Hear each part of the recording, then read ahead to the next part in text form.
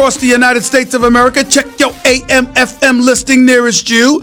Plus ESPN Radio on Sirius XM Channel 80. Plus ESPN Radio. Simulcast over the live national television airwaves of ESPN News. Number to call up as always is 888-SAY-ESPN. That's 888-729-3776. The Stephen A. Smith Show is being brought to you by mycomputercareer.edu. Training for a better life. Lots of stuff to get into today.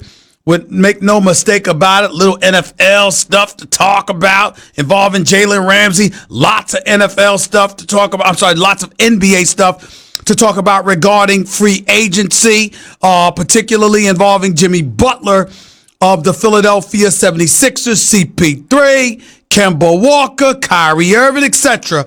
But the first order of business is news that came down within the last hour and a half, and that is this. Kevin Durant, the all-world player for the Golden State Warriors, a two-time NBA champion, a two-time NBA Finals MVP, Kevin Durant, with a player option on $31.5 million for an upcoming season that he likely will not participate in, courtesy of an Achilles tear suffered in Game 5 of the NBA Finals against the Toronto Raptors.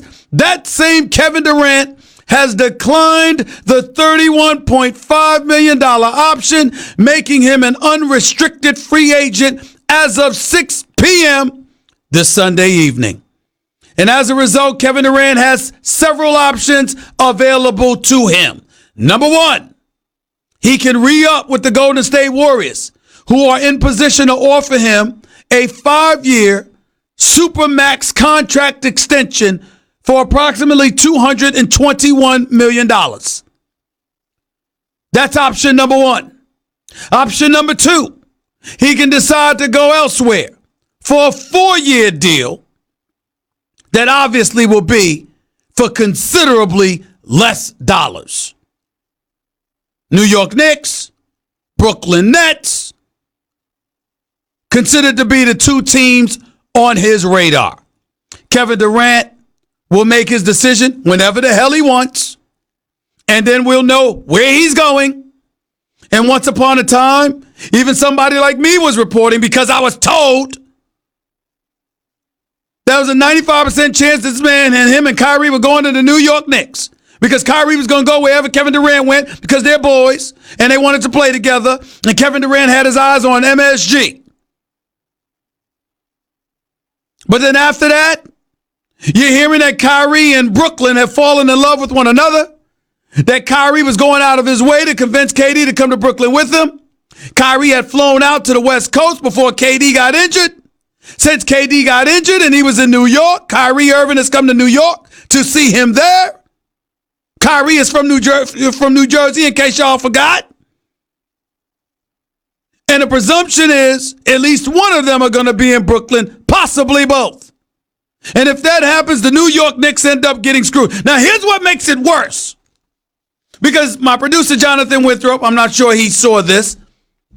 Problems at home, irritating his wife to death. I won't tell his personal business, but, he's irritating his wife and getting on her bad side. And so he's not entirely focused on the job at hand because he's crazy.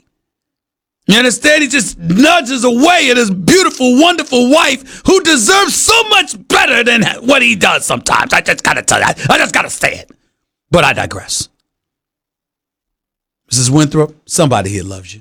I'm not sure it's John, but somebody here loves you. Anyway, I digress. I'm only playing. Of course he loves you.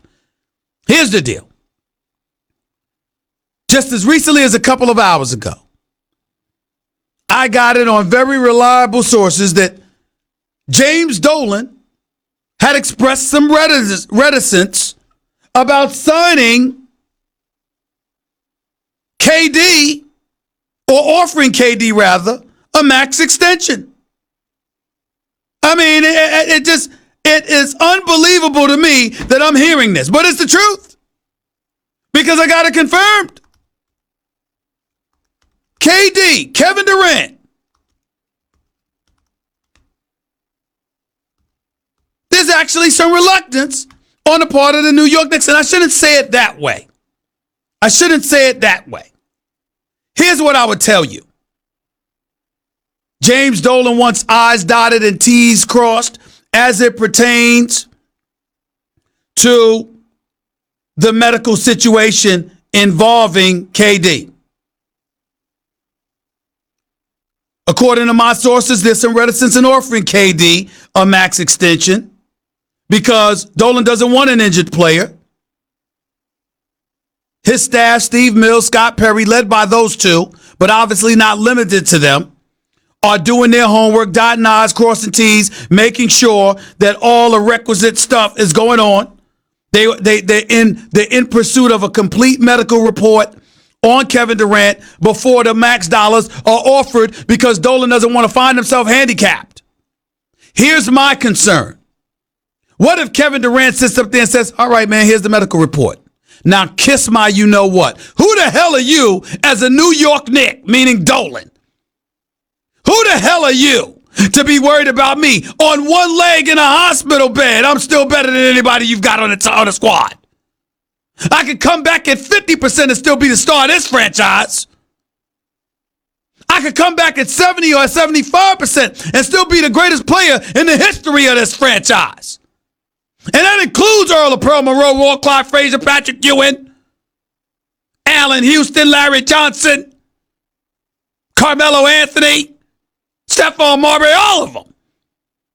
Who the hell are you? What if KD has that kind of mentality? What if KD is annoyed by this insatiable appetite for Dolan to be walking around telling his friends, particularly in Hollywood, how he's a bit reticent about offering KD max dollars before he gets a complete hold of the medical report? What if you're KD? Could you imagine what that's like? Who the hell is this guy to have any reticence whatsoever about bringing me on board? I mean, these are the kind of things that you got to worry about with KD. You're the New York Knicks. You can offer 4 years, $164 million. You're the Golden State Warriors. You can offer 5 years, $221 million. But KD has options. Brooklyn being one of them.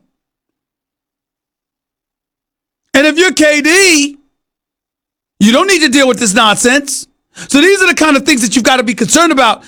And if you're the New York Knicks, although it's perfectly within your right to want to see the medical report, and it's good business and it's cautious, the fact of the matter is, James Dolan should have kept his mouth shut. He should have been underground well enough to know. So nobody else will find out about it. Because guess what?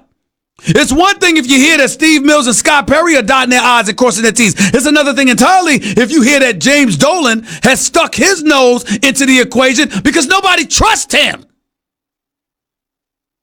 And that's what the reality of the situation is. Now, let me be very, very clear about my feelings about James Dolan because I'm tired of it being misconstrued. I remember I was at a fight. Top Rank had a fight at the Garden involving Lomachenko at the theater inside Madison Square Garden, and James Dolan sat there with his arms folded, looking like a little pot, looking just so petulant, looking like he was all pouty and everything. I need to make something very, very clear, and I hope James Dolan is listening. I do not dislike this man. I don't have anything against James Dolan. I'll go down the list. I'll do something. Are you ready for this, John? Don't collapse, John. Don't collapse. Are you ready for this? I'm about to come to the defense of James Dolan. You don't hear anybody coming to the defense of James Dolan. Allow me to be the first. James Dolan. Yes, he's been accused of being bored on third base thinking he hit a triple. Born with the proverbial silver spoon in his mouth and all of that other nonsense. All of these things have been said about James Dolan. Let me be the first to come to his defense in this regard. Yes, he's got deep pockets. Yes, he's never hesitated to spend. Yes, as an African American, I've watched him put African Americans in prominent positions. I watched Isaiah Thomas get his shot. I see Steve Mills has been kept around. I've seen Scott Perry being brought on board. I see David Fizdale as the coach. There are a plethora of individuals playing